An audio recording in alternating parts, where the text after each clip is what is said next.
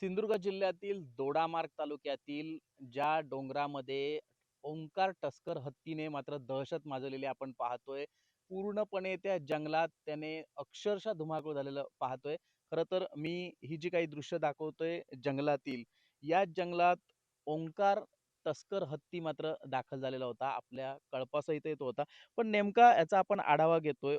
ओंकार हत्तीने कुठे कुठे उपद्रव कसा केला होता, उपद्रव का माजवला होता आणि या हत्तीचं वय नेमकं किती आहे आणि मेन म्हणजे तो गोव्यातून सिंधुदुर्गात कधी आला, कळपाशी त्याची भेट कशी झाली, आता कळपापासून पासून तो पुढे कसा जाऊ शकतो, त्याचा कळपासोबत वाद होणार नाही का, याकडे सुद्धा वनविभाग कशा प्रकारे लक्ष देतंय हे सुद्धा आपल्याला पाहणं खूप महत्त्वाचं ठरणार आहे. त्या दोडामार्ग तालुक्यातील सातोसे असेल, कास, मडुरा, इन्सुली, वाफोली, बांदा, ओठवणे या ठिकाणी ओंकार हत्तीने तर फार मोठ्या प्रमाणात नुकसान केलेले आहे आणि या हत्तीचं जे वय आहे ते 10 ते 12 वर्ष वय असल्याचं वनविभागाकडून सांगितलं जातंय. ओंकार हत्ती हा सप्टेंबर 2025 मध्ये गोव्यातून सिंधुदुर्गात आला. त्यानंतर तो काही आठवडे परत गोव्यात गेला. त्यानंतर परत दोडामार्गामध्ये तो स्वतः दाखल झालेला आहे. आपण पाहतोय हे भलं मोठं जंगल आहे आणि याच जंगलात मात्र या हत्तींचा कळप देखील असतो. वन विभागाच्या प्राप्त माहितीनुसार सिंधुदुर्ग जिल्ह्यासह गोवा राज्यात मागील काही महिने ओंकार टस्कर हत्तीने दहशत माजवली होती. त्यामुळे शेतकऱ्यांचे मोठे नुकसान झाले असून ओंकार हत्तीच्या हल्ल्यात काही पाळीव प्राण्यांना जीवही गमवावा लागला आहे.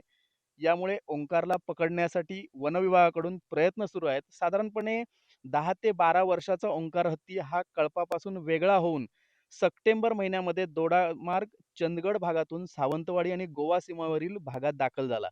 या भागात मागील 3-4 महिन्यात ओंकार हत्तीकडून मोठ्या प्रमाणात शेतीचे नुकसान झाले आहे. ओंकार हत्ती महामार्गावर तसेच वाडी वस्त्यांमध्ये फिरत असल्यामुळे नागरिकांमध्ये सुद्धा भीतीचे वातावरण आहे. दरम्यान मागील आठवड्यापासून ओंकार हत्ती दोडामार्ग तालुक्याच्या जंगल परिसरात पुन्हा गेला.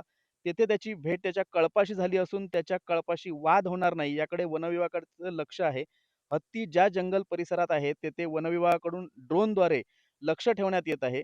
ओंकार हत्तीला ताब्यात घेऊन गुजरातमधील वनतारा पुनर्वसन केंद्रामध्ये पाठविण्यासाठी प्रयत्न सुरू होते. मात्र याबाबत पालकमंत्री नितेश राणे यांच्याशीच आपण संपर्क साधला होता. त्यावेळी नितेश राणे देखील असं म्हणाले होते, ओंकारसह अन्य हत्तींना दोडामार्ग परिसरात ठेवले जाईल, जेणेकरून पर्यटनदृष्ट्या सुद्धा त्याचा फायदा होईल, असेही स्पष्ट केले आहे. याबाबत वनविभाग हत्ती पकड मोहीम पूर्ण करणार का? हे सुद्धा देखील आता पाहावं लागणार आहे. परंतु एकंदरीत आपण या ठिकाणी पाहतोय मात्र हा टस्कर हत्तीने फार मोठं या ठिकाणी नुकसान केलेलं आहे. शेतकरी कुठेतरी हे जे आहेत ते मेटाकुटीस आलेले पाहायला मिळतात. त्यामुळे आता या ओंकार हत्तीचा नेमका काय निर्णय होणार आहे? शासन याच्यावर काय निर्णय घेणार आहेत? पालकमंत्री याच्यावर काय बोलणार आहेत? आणि खरोखरच या हत्तीला सिंधुदुर्गात ठेवणार आहेत की वनतारामध्ये नेणार आहेत? हा मात्र आता नक्कीच पाहावं लागणार आहे.